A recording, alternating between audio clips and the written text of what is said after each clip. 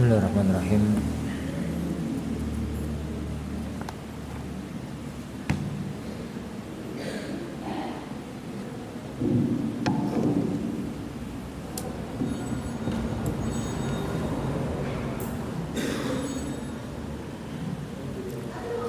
Assalamualaikum warahmatullahi wabarakatuh.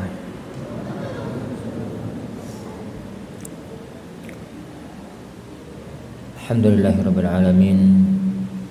Wassalatu wassalamu ala asyrafil anbiya'i wal mursalin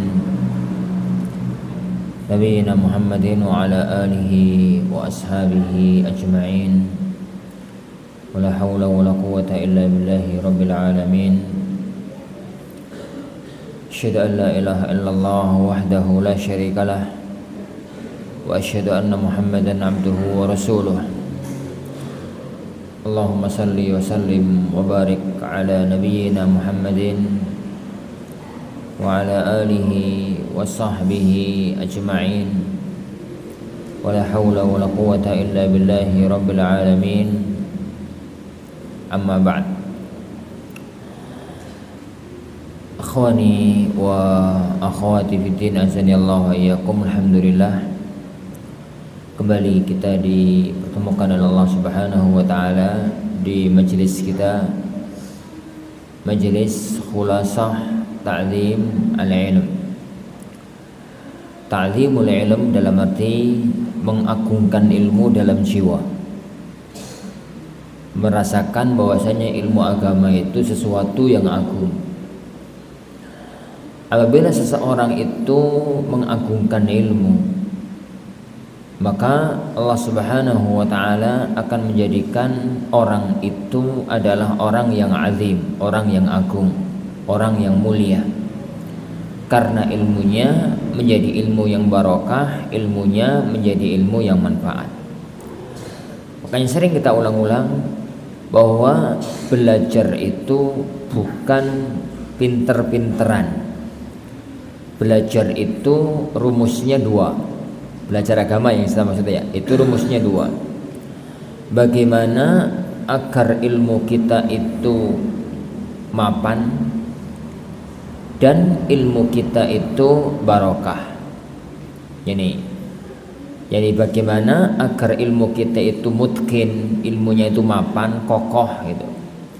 Yang kedua, ilmunya itu ilmu yang nafi', ilmu yang bermanfaat, ilmu yang barokah.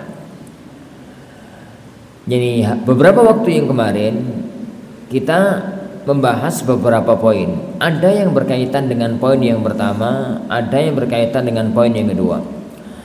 Yang berkaitan dengan poin yang pertama, kemungkinan ilmu itu ada alurnya. Apa saja yang dipelajari, bagaimana langkah-langkah harus mempelajarinya, tahapan-tahapan bagaimana mempelajarinya, bagaimana dia harus belajar dan macam-macamnya. Itu agar ilmu yang didapatkan itu mutkin, ilmu yang didapatkan itu kokoh, ilmu yang didapatkan itu mapan. Yang kedua, bagaimana agar kita itu tatkala belajar, ilmu yang kita dapatkan itu adalah ilmu yang menjadi ilmu yang nafi, yang diminta oleh Rasulullah SAW. Allahumma inni as'aluka ilman nafi'an. Jadi ilmu yang bukan sekedar orang itu pinter, bukan sekedar orang itu kokoh keilmuannya, tapi ini dia itu adalah ilmunya itu ilmu yang manfaat untuk dirinya, manfaat untuk orang lain. Karena kaidah manfaat itu adalah man tafa'a bihi sahibuhu wa nafa'a ghairahu. Ilmu yang pemiliknya mengambil manfaat darinya, wa nafa'a bihi ghairahu, dan ilmu itu bisa memberi manfaat kepada orang yang lain. Nah, kita sekarang pada al-ma'qid as-sabi'.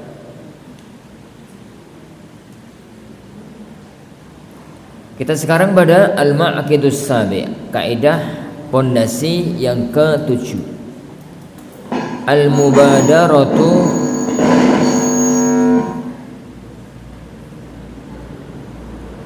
Al-mubadaratu ila tahsilihi. Jadi bersegera untuk mempelajari ilmu, bersegera untuk belajar. wa ghatinami sinnis siba wasyabab, dan memaksimalkan usia anak-anak dan usia masa muda.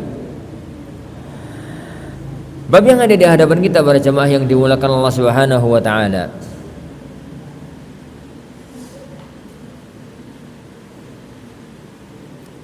ini bab yang ada di hadapan kita adalah agar orang itu ilmunya mapan, agar orang itu ilmunya kokoh, maka jangan tunda-tunda waktu untuk belajar. Tapi yang dilakukan itu adalah al-mubadarah ila tahsili. Begitu Allah kasih kesempatan, maka bersegera untuk mempelajari ilmu agama. Dan waktu yang paling bagus untuk dimaksimalkan adalah ihtinam waqti sinnis siba wasyabab, memaksimalkan usia pada waktu masih muda, usia pada waktu masih kecil. Beliau mengatakan, qala Ahmad rahimahullah, Imam Ahmad rahimahullah taala mengatakan, ma syabbahtu syababa illa bi syai'in kana fi kummi fasaqat. Aku tidaklah menyerupakan waktu masa muda itu kecuali digambarkan dengan sesuatu yang ada di lengan bajuku, fasaqata, lalu dia terjatuh. Gambarannya sangat cepat sekali. Masa muda itu sangat cepat sekali. Waktunya cuma amat sangat sebentar. Jadi para teman-teman sekalian, manusia itu, para sahabat sekalian, itu akan melewati fase-fase dalam hidup. Jadi kata para ulama kita, mereka mengatakan al-hayatu marahil. Jadi hidup itu ada fase-fasenya. Lah per fase itu ada waktu masing-masing. Misal fase yang pertama fase bayi. Fase bayi itu kan kisarannya antara 0 tahun sampai sekitar, yang dianggap bayi itu umur berapa? Umur 3 tahun masih bayi. Jadi 0 sampai berapa? Sampai 3, sampai 5. Bayita atau batita? Pentinglah di umur-umur itu umur, yani orang itu masih di usia bayinya. Kalau bahasa kita yang paling gampang itu umur sebelum masuk playgroup lah, itu usia bayi. Ini usia bayi. Usia berikutnya itu adalah usia tahap dasar dalam menuntut ilmu, dalam belajar, mulai beradaptasi dengan kondisi pelajaran. Itu kalau kita menggunakan bahasanya itu adalah tahapan anak-anak SD. Tahapan anak-anak SD.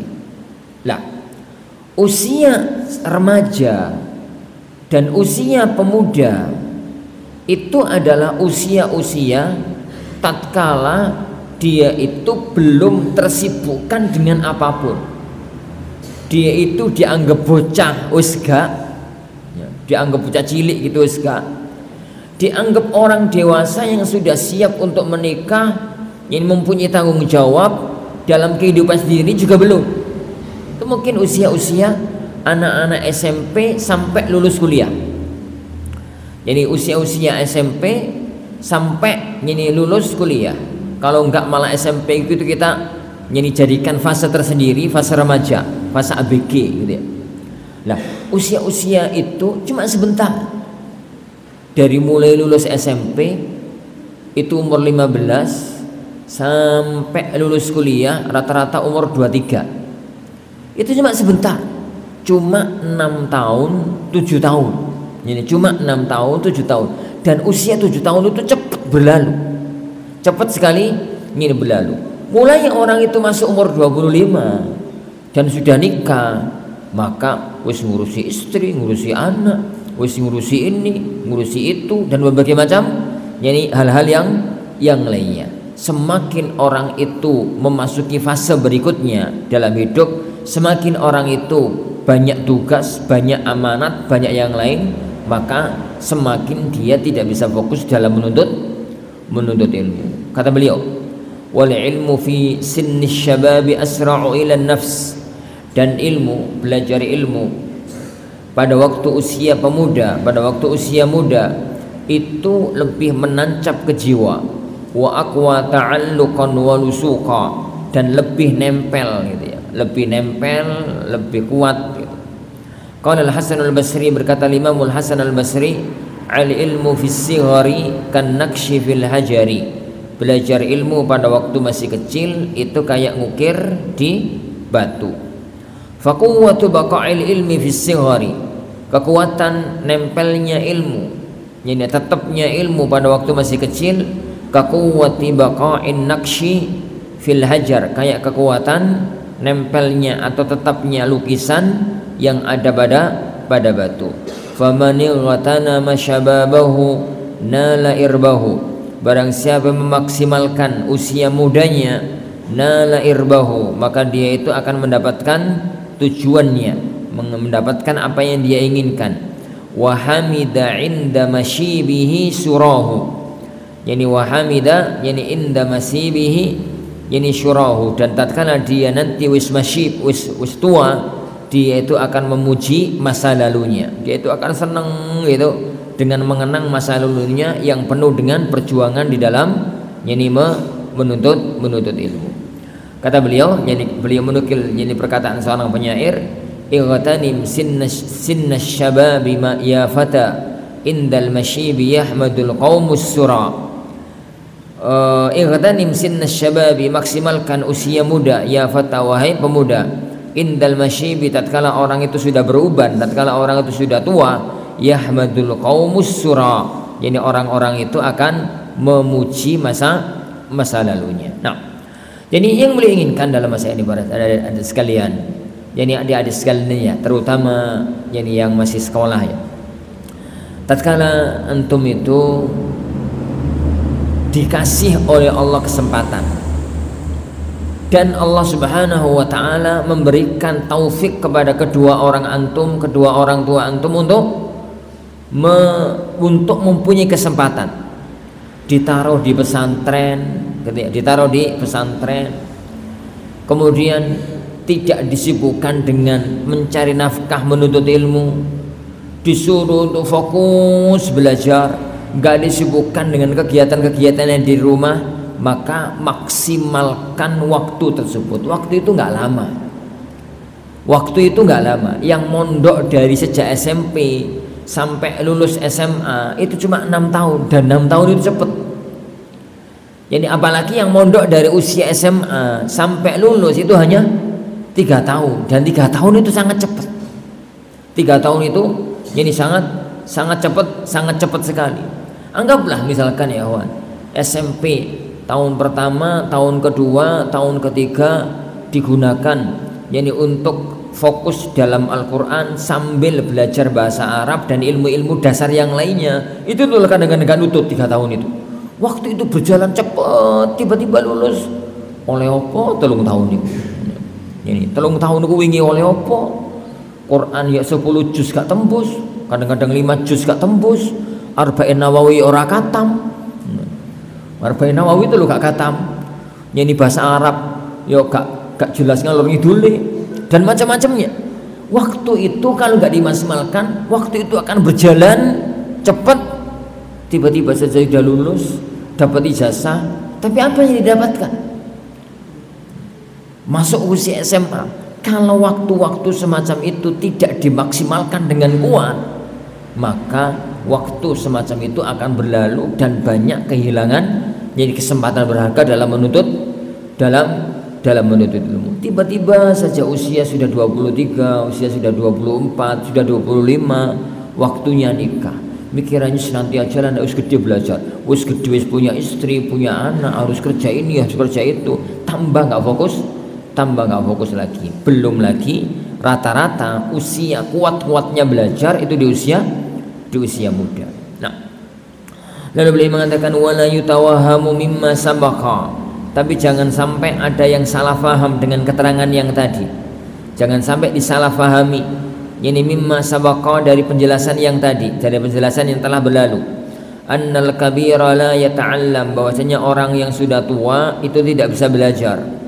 Bal haula'i ashabu Rasulillah sallallahu alaihi wasallam ta'allamu kibara, bahkan para sahabatnya Rasulullah sallallahu alaihi wasallam itu rata-rata belajarnya tatkala usia mereka sudah kibara, sudah tua. Zakarahul Bukhari rahimahullahu taala fi kitabil ilmi fi min sahihi. Hal ini disebutkan oleh Imam Bukhari rahimahullahu taala dalam kitabul ilm, dalam sahih beliau. Jadi yang kita katakan tadi, bahwasanya usia belajar itu maksimalkan usia muda. Bukan berarti nek wis tuwa nggak usah belajar. Bukan berarti nek wis tuwa itu nggak usah belajar. Hanya memang belajar di usia muda itu jauh lebih maksimal karena dua sisi. Yang pertama, usia muda itu rata-rata orang itu belum mempunyai banyak tanggung jawab. Jadi ketua RT ya turun, jadi kepala desa ya enggak, jadi ketua takmir ya enggak, jadi ketua pesantren ya belum, punya istri ya belum, punya anak ya belum. Ya mesti punya istri, belum punya istri, belum punya anak, belum ini. Jadi masih fokus. Jadi masih fokus, waktunya itu saya longgar. Sedangkan nanti kalau sudah tua, minimalnya itu punya istri, minimalnya punya anak. Jadi kadang-kadang dia itu harus megang jabatan ini, tugas ini, tugas itu, dan macam-macamnya, sehingga mau nggak mau waktu itu tersita untuk banyak tugas-tugas yang lainnya. Yang kedua, kodrat Allah di muka bumi ini, sunnatullah di muka bumi ini. Wa man nu'ammirhu nunakkisu fil khalq, orang yang kami panjangkan umurnya, kami kurangi kemampuan fisiknya, kami kurangi kemampuannya. Yani sebagaimana Allah mengurangi fisik tatkala usia muda, yani apa ya, kuatnya sudah gak kayak dulu. Kalau dulu itu duduk lama kuat sebentar, sekarang sudah tua duduk 15 menit setengah jam itu serempak. Jadi kalau dulu itu begini masih kuat, sekarang itu kekuatan otak pun begitu. Tatkala masih muda itu otak itu bisa kuat, tapi tatkala sudah tua belajar itu nggak nyampe, ngapal lo nggak apal, sudah apal cepat lali gitu. Jadi tatkala usia sudah tua, dan itu nggak bisa dihindari. Dan itu nggak bisa dihindari. Makanya selagi Allah ngasih kesempatan ini untuk belajar di usia muda, maka maksimalkan diri semaksimal mungkin. Waktu itu akan berjalan cepat dan tidak akan berulang. Adapun kalau sudah sepuh, ya tetap belajar, ya tetap belajar. Ingat, para sahabat Nabi Sallallahu Alaihi Wasallam itu roto-roto belajar tatkala mereka usia masih sudah tua. Abu Bakar Siddiq radhiyallahu an itu selisih umur di bawah Rasulullah Sallallahu Alaihi Wasallam itu 2 tahun. Jadi kalau umurnya Rasulullah itu kalau diangkat jadi nabi itu di umur 40 tahun, berarti Abu Bakar itu masuk Islam di usia 38 tahun. Mulai belajar Al-Quran dan As-Sunnah, Abu Bakar itu usianya 83 tahun ke 83 tahun, 38 tahun, ya, 38 tahun. Meskipun begitu, beliau adalah menjadi salah satu ulama ini Islam, Abu Bakar Siddiq radhiyallahu an. Begitu juga dengan Umar, begitu juga dengan para sahabat-sahabat yang sepuh, itu rata-rata mereka itu masuk Islam di usia tua, dan mereka itu ini belajar pada waktu usia mereka sudah agak lanjut. Nah, wa innama ya'suru ta'allumu fil kibari. Yani akan tapi sulitnya belajar pada waktu usia tua, kama bayyanahu al-Mawardi fi Adabid Din wad Dunya, sebagaimana disebutkan oleh Imam Mawardi dalam Ad-Din wad Dunya, dalam kitabnya beliau Adabud Din wad Dunya. Beliau mengatakan likasratis syawahil, karena orang yang sudah tua, umurnya sudah sepuh itu rata-rata banyak kesibukan. Rata-rata itu banyak kesibukan. Likasratis syawahil wa ghalabatil qawati,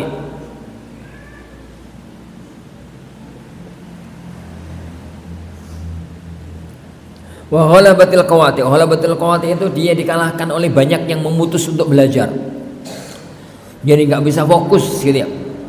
Wa takatsurul alaik, dan sudah banyak keterkaitan, faman qadira ala daf'iha, tapi barang siapa yang mampu untuk menolaknya, menghilangkannya, an nafsihi dari dirinya, adrakal ilma, maka dia itu tetap bisa untuk mendapatkan ilmu. Jadi yang beliau inginkan, al-Imam yang diinginkan oleh Imam Al-Mawardi rahimahullah taala dengan keterangan ini, bukan berarti orang tua itu nggak bisa belajar, bukan berarti begitu, enggak juga. Bukan berarti orang tua itu nggak bisa belajar, tetap bisa untuk belajar. Hanya roto-roto orang tua itu sudah nggak bisa fokus. Kenapa? Kasratus syawahil, banyak tugas, banyak kesibukan. Sudah jadi ini, sudah jadi ini, yang pasti kan harus cari nafkah, yang pasti kan harus memiliki, cari nafkah untuk istrinya, untuk keluarganya, dan untuk yang lainnya. Dan yang pasti orang tua itu rata-rata sudah banyak terkaitan, sudah harus rapat RT, rapat RW, sudah harus kerja bakti ini, sudah harus itu, sudah harus ada tugas ini, sudah harus ada tugas itu yang menjadikan orang tua itu nggak bisa fokus. Tapi kalau seandainya ada orang yang mampu fokus, maka belajar usia tua dengan usia muda yang mirip-mirip aja. Kalau di Al-Furqan, jadi anak-anak santri usia tua itu banyak. Jadi anak-anak santri usia tua itu banyak. Jadi santri sekolah bawa anak itu normal di kami. Jadi santri sekolah terus anaknya melok sekolah. Jadi kadang-kadang tengah pelajaran tuh Ustaz izin jemput anak, ya wis monggo.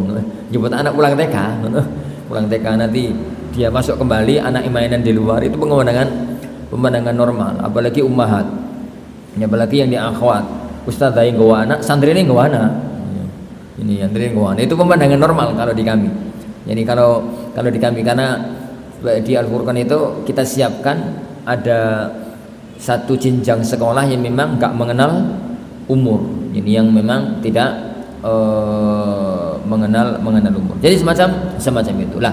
Kalau ada orang yang kemudian meskipun usianya sudah sepuh gitu ya, tapi kemudian dia itu kepingin fokus dalam belajar, ya ngomong aja, dan itu bisa dia itu untuk belajar. Tapi rata-rata orang itu kalau sudah sepuh maka banyak tugas, banyak ini tanggung jawab. Tapi kalau kemudian dia mau untuk fokus dalam belajar, bisa-bisa aja ya, dengan syarat memutus semua tugas-tugas yang ada. Gambarannya itu misalkan nabung, menyiapkan bekal, kira-kira bekal itu cukup gaya urip 3 tahun misalkan gitu ya, untuk hidup dia dan keluarganya, hidup sederhana ya, 3 tahun itu cukup.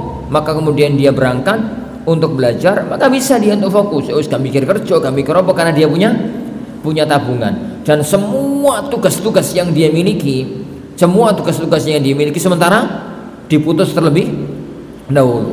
2 tahun yang lalu itu ada salah satu mudir pesantren di Kalimantan, itu mondok. Mudir ini, kenapa Ustadz antum kok kesini? Bukan fatwa, bodoh jadi rujukan fatwa Ustaz. Akhirnya ke pesantrenan tak serahkan ke wakil, dan ana minta izin untuk mondok 3 tahun.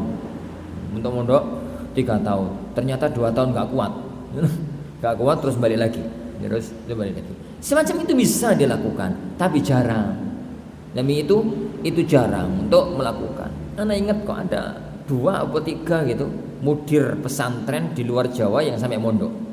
Ini sampai mondok beberapa tahun. Ada yang setahun, ada yang 2 tahun. Yang paling terakhir itu 2 tahun. Rencananya 3 tahun tapi nggak kuat, akhirnya ini menjadi 2 tahun.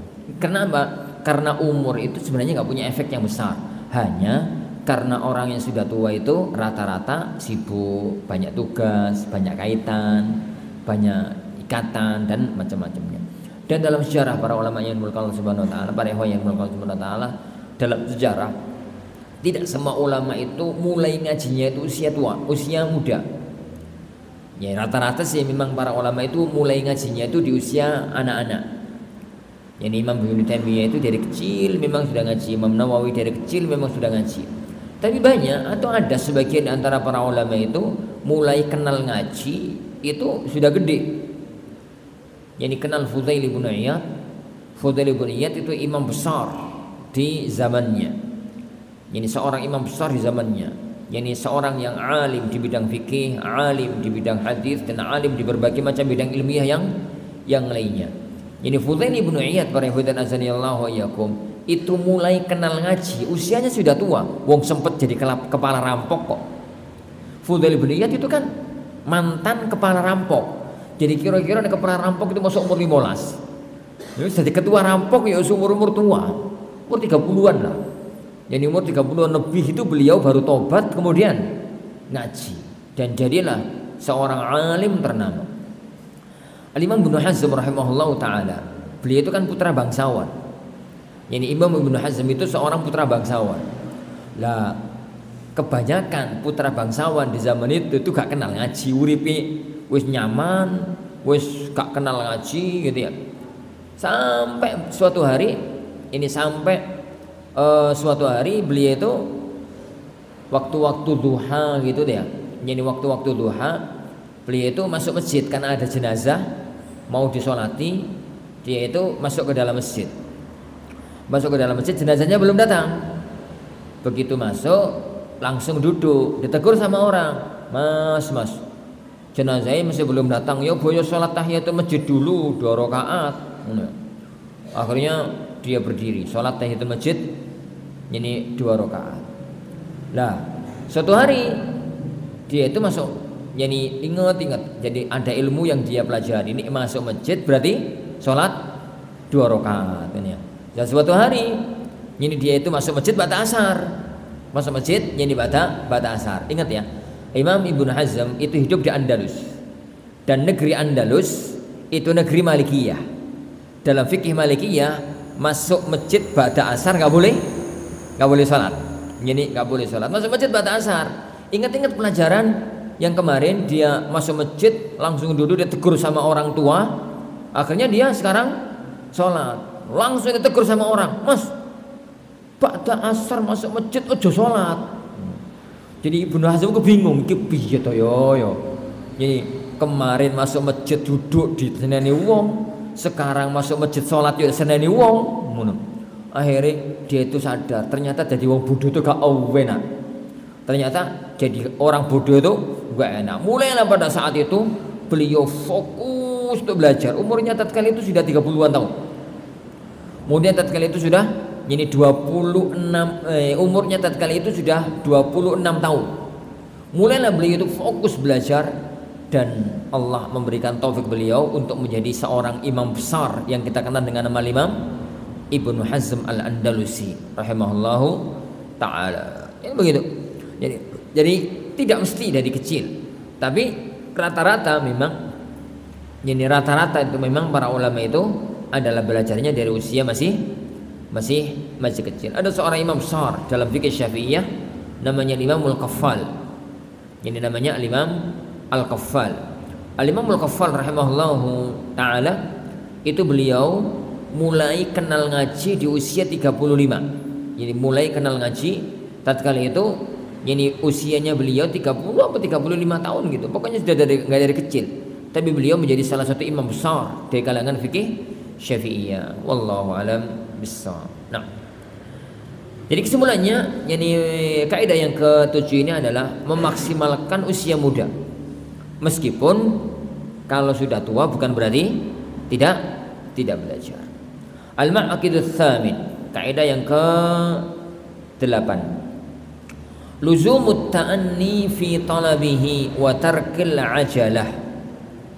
Harus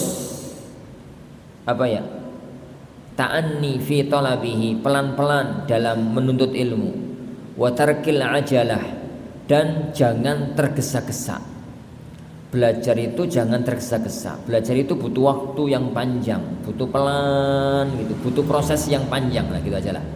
Jadi luzumut ta'anni fi talabihi, yani harus menetapi ta'anni, melalui proses yang panjang dalam belajar ilmu. Wa tarkil ajalah, jangan gerasa-gerusu, jangan tergesa-gesa kepingin dang-dang cepat untuk menguasai ilmu yang dia pelajari. Beliau mengatakan inna tahsilal ilmi la yakunu jumlatan wahidah. Mempelajari ilmu itu enggak bisa langsung gelondongan sekali jadi langsungan gitu, enggak bisa. Idzil qalbu yadlu'ufu an dzalik, karena otak manusia, hati manusia enggak mampu untuk melakukan itu.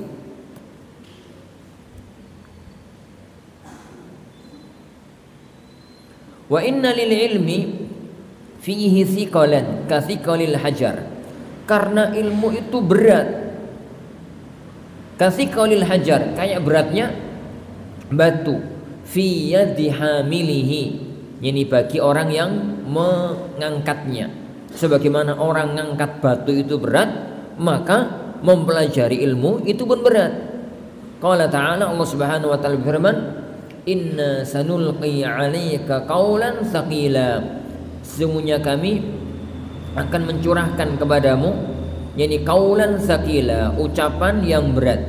Kami akan memberikan kepadamu qaulan tsaqila, ai Al-Qur'an, maksudnya adalah Al-Qur'an. Wa idza kana hadza wasful Qur'anil muyassar, apabila ini adalah sifat dari Al-Qur'an yang dimudahkan, kama qala ta'ala, sebagaimana Allah berfirman, wa laqad yassarnal Qur'ana lidzikri, dan sungguh kami telah memudahkan Al-Qur'an untuk dipelajari. Famal dhannu bi ghairihi minal ulum, yani bagaimana lagi, maka bagaimana yang kamu prediksikan dengan ilmu-ilmu yang lainnya.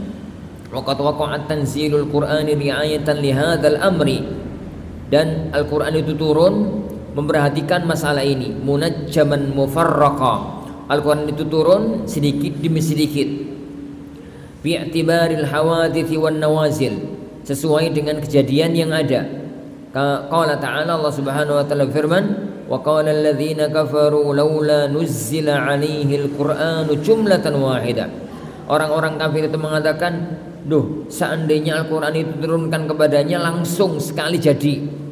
Kadzalika linutsabbita bihi fuada, kata Allah, itu kita sengaja Al-Qur'an itu turun satu demi satu untuk kami kuatkan hatimu dengannya. Warattalnahu tartila, dan kami tartilkan, yakni kami bacakan Al-Qur'an kepadamu dengan tartil. Wa hadhil ayatu, dan ayat ini, hujjatun fi luzumi ta'anni fi talabil ilmi, adalah hujjah, adalah dalil agar orang itu pelan-pelan di dalam menuntut ilmu, wat tadarruj fihi, dan melakukan tahapannya, melalui proses dan tahapannya, wa tarkil ajalah, yani wa tarkil ajalati, dan tidak tergesa-gesa, kama dzakarahul Khatibul Baghdadi, sebagaimana disebutkan oleh Al-Imam Al-Khatibul Baghdadi fil Faqih wal Mutafaqqih, dalam kitabnya Al-Faqih wal Mutafaqqih, war Rahib Al-Asfahani fi muqaddamati atau fi muqaddimati Jami' At-Tafsir, dan Ar-Rahib Al-Asfahani dalam muqaddimah kitabnya beliau Jami' At-Tafsir. Nah, para jamaah yang dimuliakan Allah Subhanahu wa taala, salah satu di antara kaidah prinsip yang harus dipegang dalam belajar itu nggak bisa langsungan, tapi belajar itu harus sedikit demi sedikit, sedikit demi sedikit, harus melalui prosesnya. Ini mirip-mirip dengan apa yang kita katakan yakni kemarin. Jadi namanya belajar itu ya ikhwan, gambarannya beginilah. Orang itu kalau kepingin mangan, kalau makan itu kan ngambil nasi satu piring, ngambil sayur, ngambil lauk gitu ya, ono sambele, ono kerupuk. Lah, makanan yang satu piring itu tujuannya adalah agar kalau selesai dia makan itu perutnya kenyang, lalu fisiknya jadi apa? Kuat untuk aktivitas. Jadi untuk aktivitas. Ya. Tapi untuk bisa agar dirinya itu kuat dan aktivitas, menghabiskan nasi satu piring itu nggak iso. Nasi satu piring itu langsung dilebono mulut sekali masuk, itu nggak bisa. Harus ini dikit demi sedikit, dikit demi sedikit, satu suap demi satu suap, satu suap demi satu suap, baru kemudian bisa masuk, baru kemudian dia itu bisa masuk. Padahal orang itu tujuannya memang menghabiskan ini nasi satu piring itu, tapi dimasukkan semuanya itu nggak bisa. Yo malah nasi ini gak bisa masuk, jadi mulutnya sakit, tenggorokannya sakit, keleleken, kesedak, macam-macam.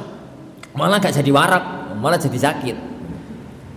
Orang itu misalkan ya, kalau di hadapan dia itu ada tumpukan batu bata, dia ditugaskan untuk memindah tumpukan batu bata dari halaman masjid itu misalkan ke pesantren.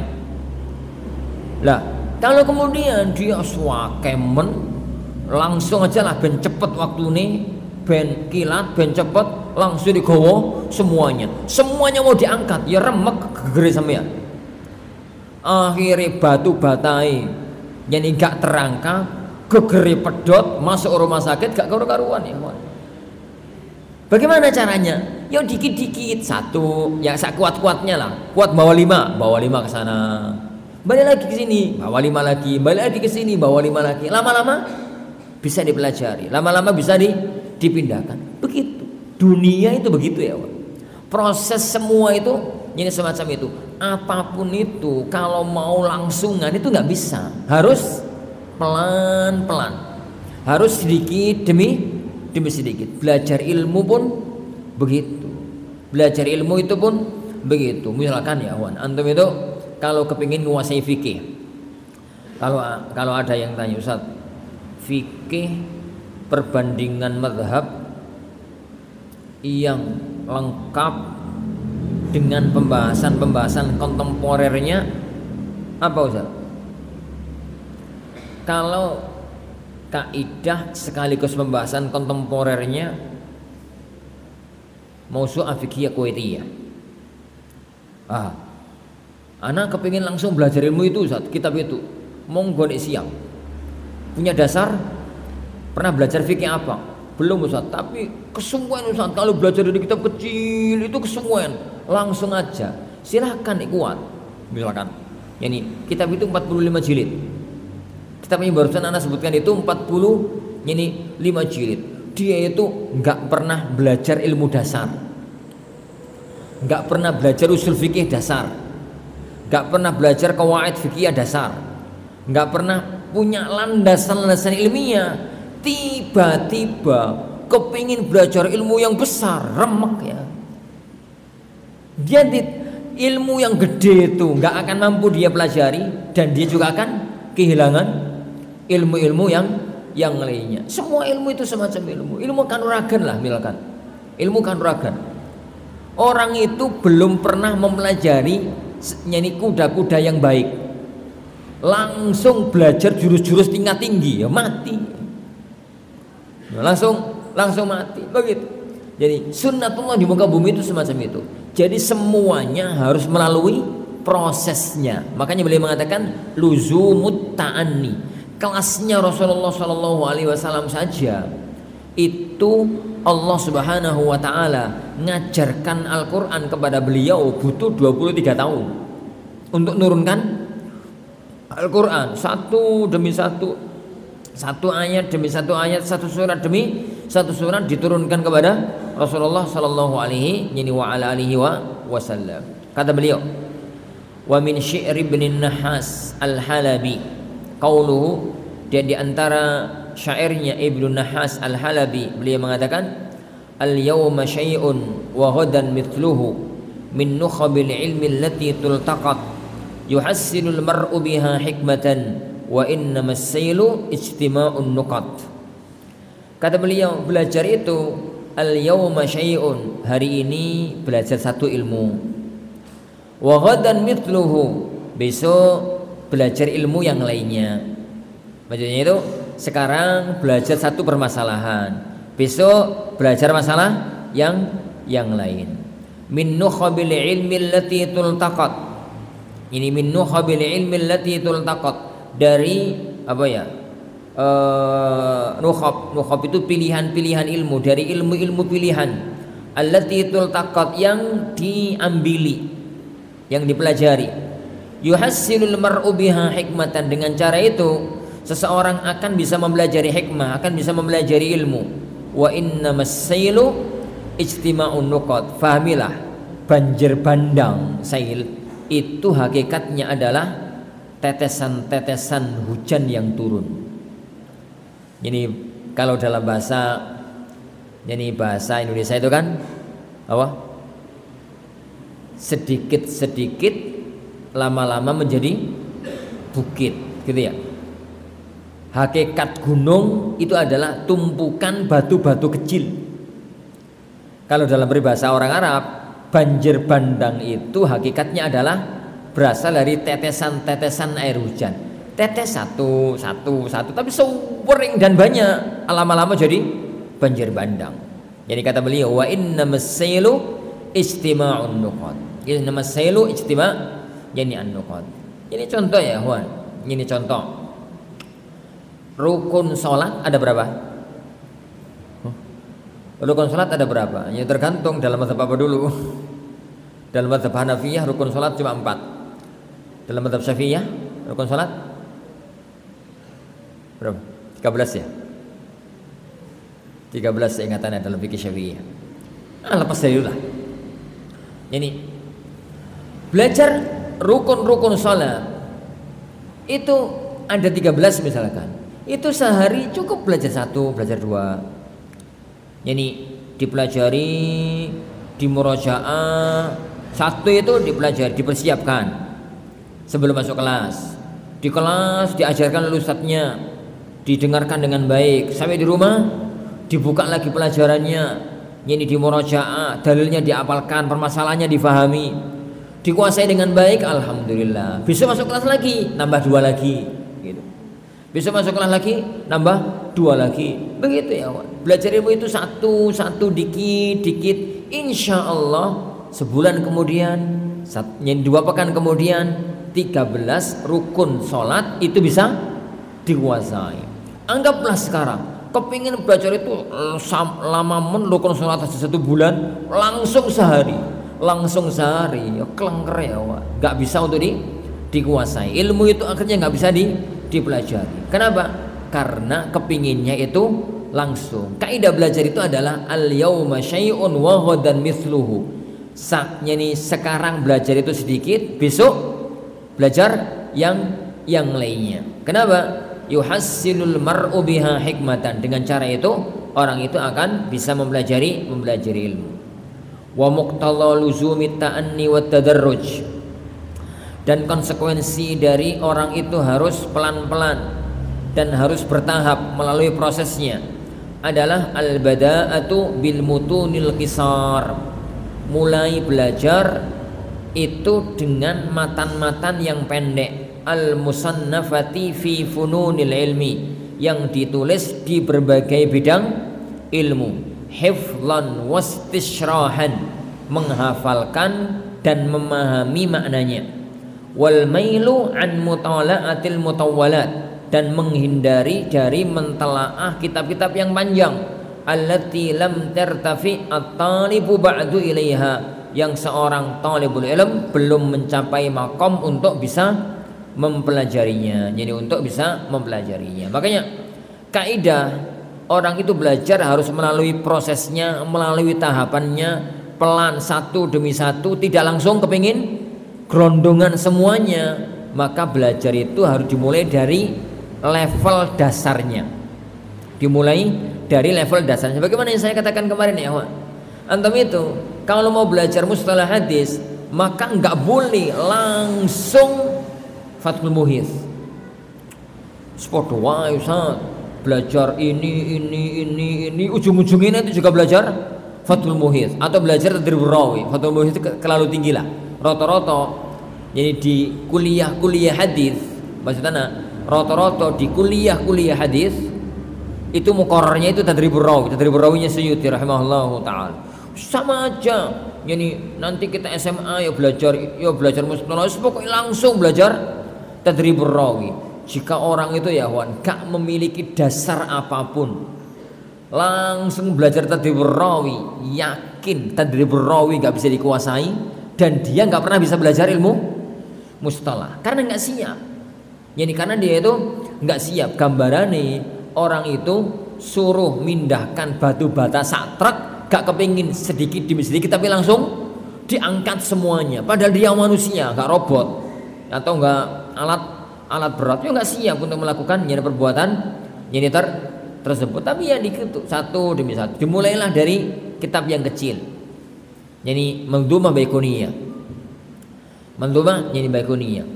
atau yang kitab yang selevelnya Nukhbatul Fikar.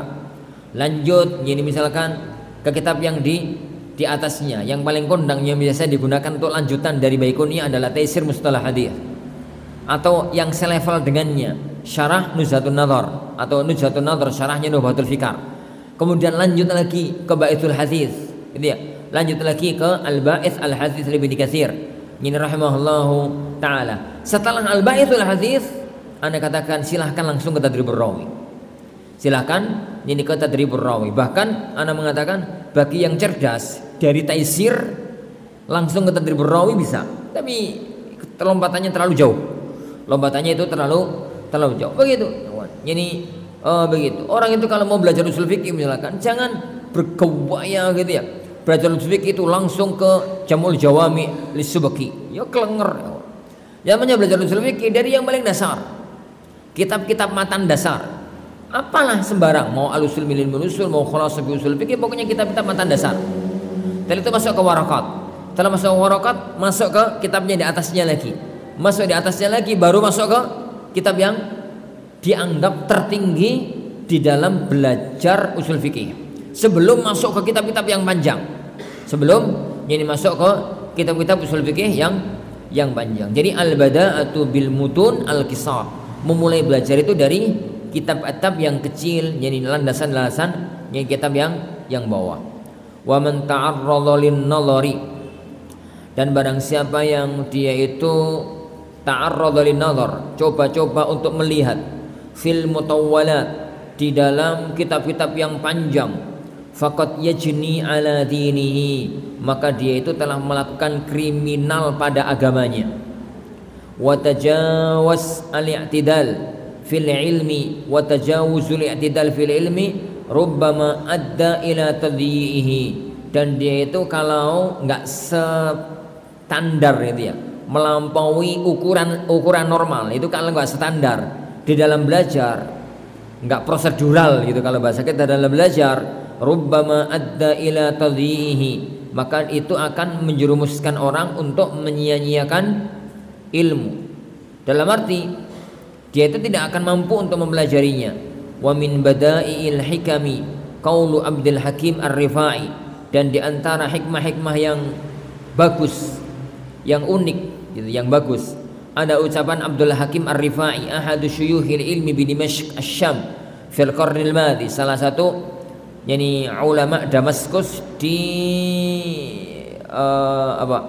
di abad yang kemarin. Beliau mengatakan ta'amul kibar summus sighar. Ta'amul kibar summus sighar. Pegang kaidah ini ya kawan. Karena sunatullah itu berjalan. Ta'amul kibar summus sighar. Makanannya orang dewasa itu bisa jadi racun untuk anak-anak kecil. Ini mau makanan jasad maupun makanan roh. Makanan jasad ya makanan roh itu ilmu. Jadi sebagaimana jasad, makanan jasadnya orang dewasa itu bisa jadi racun bagi anak-anak. Orang dewasa kan mangani pecel, sambal terasi, ini yo apa, macam-macam lah, makanan ini geprek, ngono yo. Itu bagi orang dewasa, mangan pecel, nasi goreng, sambal terasi, geprek, ngono yo.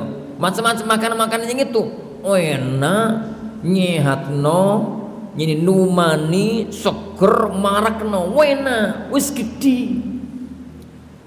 Lah kok ana wong tuwa rada edan. Dia itu misalkan beli ayam bakar, ayam kerapu yang gede itu loh, bakar regane 1.000 misalkan ngono. Itu dimangan karo nasi anget, enak. Duwe bayi umur 2 bulan. Nak sego ya enak nak. Iwake enak, sambele mantep, monggo tak dulang. Bayi ini didulang sama bapak itu, didulang iwak, ditulang sambal, tulang sego, mati bocahnya. Kenapa? Ta'amul kibar itu sumun lisihar, sumus sihar, makanannya orang dewasa itu racun bagi anak-anak. Itu racun yang dibagi anak-anak. Permangan ngono terus panas-panas, pedes-pedes, enak ngono ya.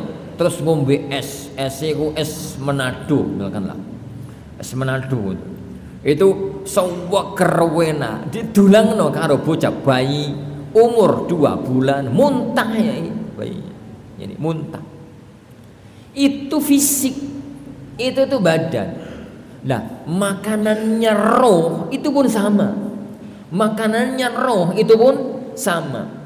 Kitab tauhid ya kawan, sekelas Fathul Majid misalkan. Itu makanannya orang dewasa. Jangan coba-coba dipelajari oleh orang yang masih bayi ilmunya, tapi ya meskipun wong wis gede. Tapi si ilmu nih si bayi. Kalau memang ilmunya dia masih bayi, pelajarilah level-level dasar, kelas-kelas usul salasa, kelas-kelas qawaidul arba, kelas-kelas apalah yang masih level dasar. Jadi kenapa? Karena orang itu kan ada fisiknya yang bisa kelihatan. Ada ilmunya itu kan nggak tentu. Kadang-kadang uang umurnya 60 tahun, ilmu ini sek bayi. Kadang-kadang orang itu umur 40 tahun, ilmunya masih bayi. Maka sadari diri pada level-level yang semacam itu. Maka secara pribadi, Anda itu nggak setuju dengan asatidzah. Jadi di kajian umum, terus kajiannya kitab-kitab gede. Karena rata-rata kajian umum itu yang ikut ngaji itu bayi-bayi. Rata-rata tapi ya nggak semuanya sih. Gini, Ana pernah di mana ya ada kajian fikih, kajian umum pakai jadi al-fiqhu, kitabnya Syekh Wahbah Zuhair itu apa? Jadi al-fiqhu wa adillatuh gitu ya, mausu'atul fiqh wa adillatuh. Apalah gitu ya, kitab-kitab. Jadi kitab yang itu fikih yang itu 15 jilid. Dibuat untuk muqarrar kajian umum. Iku piye ngajarkan nih. Kelas santri aja gak belajar. Jadi kitab yang ini selevel, kitab yang selevel itu. Nah, intinya jadi semacam itu. Kang ini ta'amul kibar summus sighar. Jadi summus sighar, makannya orang dewasa itu bisa jadi racun untuk jadi anak-anak. Tapi yang kita katakan ini adalah orang-orang ya Wan, yang secara umum, standar umumnya adalah semacam ini. Tapi kalau kemudian ada 1-2 orang yang subhanallah cerdas, orangnya super jenius, diberikan oleh Allah Subhanahu wa taala kemampuan khusus lah. Wong-wong semacam itu orang khusus ya kita bahas. Keluar dari kaidah. Contoh ya Wan, kalau rata-rata wong itu ngangkat batu bata itu paling 5 itu wis abot. Tapi nih ono 1-2 orang ngangkat 50 langsung kuat ya monggo. Tapi 1-2 orang. Aku kok ngangkat semen siji gue sabot, tapi aku pernah lihat ono kuli ngangkat 5 itu kuat langsung. Subhanallah, iku piye lho awake. Latihannya yo piye? Lah kalau memang ada orang-orang khusus, itu fisiknya super. Ada orang-orang khusus kecerdasannya juga super. Jadi maka orang yang semacam itu ya monggo aja. Jadi monggo aja.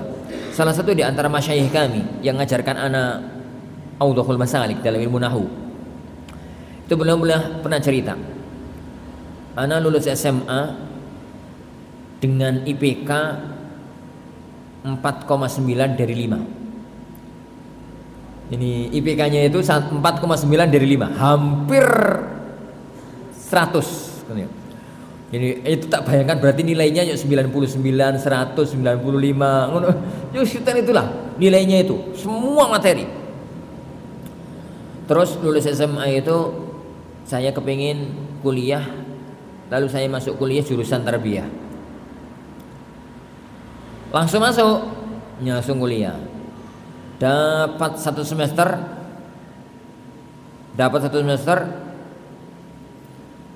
aku kok gak seneng, gak kepingin lanjutkan kuliah. Akhirnya tak putuskan untuk keluar. Aku kepingin pindah ke kuliatul lughah, ke kuliah bahasa.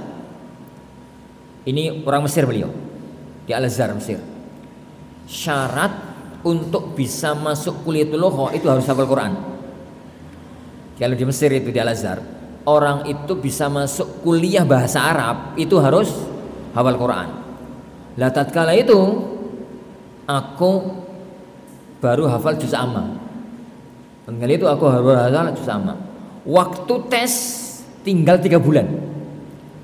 Waktu tes tinggal 3 bulan. Kalau saya nggak mampu ngejar syarat ini, berarti waktuku masih tertunda setahun yang akan datang. Aku perjuangkan untuk ngapalkan Quran 3 bulan dan apal. Dan apal. Kami sampai tanya, ya Syekh, lu gimana jenengan bisa ngapalkan Quran 3 bulan? Modalnya cuma apa? Juz amma. Yuk tak perjuangkan pagi, siang, sore, malam itu ngapalkan aja. Sampai sakit gak tak rasakan. Itu 3 bulan kapal. 3 bulan itu hatam. Anak ingat sekali, masuk ke ruangan tes itu dituntun karena sakit. Jadi karena sakit lah. Orang-orang koyok ngunuku jarang. Jadi ngapalkan Quran 3 bulan itu jarang. Roto-roto kan ngapalkan Quran itu pirang tahun. Nek fokus dan otak standar itu roto-roto 2 tahun. Fokus yo, mek ngapalno Quran tok, terus uteknya standar. Nyeni bodoh gak, pinter gak, otak-otak standar itu roto-roto 2 tahun. Untuk sekedar apal. Jadi untuk sampai mungkin ya butuh waktu yang lanjut. Tapi orang-orang semacam itu kan 1-2 orang yang mampu jadi mau melakukan hal yang tersebut. Lah, kita bicara standar. Kita itu yang bicara standar. Ini ono bayi ajaib, bayi umur 2 bulan, wis kene didulang pecel. Ya monggo, bayi ajaib ya, Wan. Ini bayi ajaib. Tapi kan enggak rata-rata wong itu kan enggak bayi ajaib, rata-rata. Orang itu semacam itu. Jadi rata-rata. Jadi itu dalam bahasa ana mohon ya, kawan, untuk para teman-teman asatidzah yang meletakkan kurikulum, jangan letakkan kurikulum di level yang bukan levelnya. Ana itu pernah nyeneni orang. Nyeneni salah satu pimpinan pesantren gara-gara kurikulumnya itu aneh. Qawaidul Muthla dalam asma wa sifat diletakkan di SMP tak guyu. Sampeyan niku piye to Ustaz mikire ta ngono. Antum gimana Ustaz mikire? Qawaidul Muthla antum letakkan di SMP itu mikire piye? Terus kitab kita di bawahnya diletakkan di mana? Diletakkan di mana? Ya enggak usah Ustaz langsung. Astagfirullah, antum tuh ngerti runutan ilmu apa enggak? Qawaidul Muthla itu kaidah ilmiah di dalam asma wa sifat. Di dalam ya asma wa sifat. Letaknya mestinya itu setelah wasitiyah, sebelum syarat tahawiyah. Setelah wasitiyah sebelum syarat tahawiyah itu masuk ke Qawaidul Muthla. Atau kalau dibarengkan dengan wasitiyah itu mungkin diletakkan di SMP. Kepiye ngono. Jadi maka letakkan muqarrar kurikulum itu pada porsinya. Jadi pada porsi yang tepat. Jadi pada porsinya yang tepat. Kecuali kelas-kelas khusus. Kecuali kelas-kelas khusus yang memang ini itu dikhususkan. Jadi kelas-kelas jenius, kelas-kelas orang-orang yang sangat pintar itu mungkin kalau ini semacam itu. Wallahu alam bissawab. Tapi insyaallah subhanahu wa ta'ala ini yang kita pelajari pada majelis kita kali ini, insyaallah subhanahu wa ta'ala kita lanjutkan pada pertemuan yang akan datang pada Al-Ma'aqid At-Tasi' biidznillah. Kita akhiri majelis kita. Subhanakallahumma wa bihamdika asyhadu an la ilaha illa anta astaghfiruka wa atubu ilaik. Wa sallallahu wa sallam wa baraka ala nabiyyina Muhammad. Assalamualaikum warahmatullahi wabarakatuh.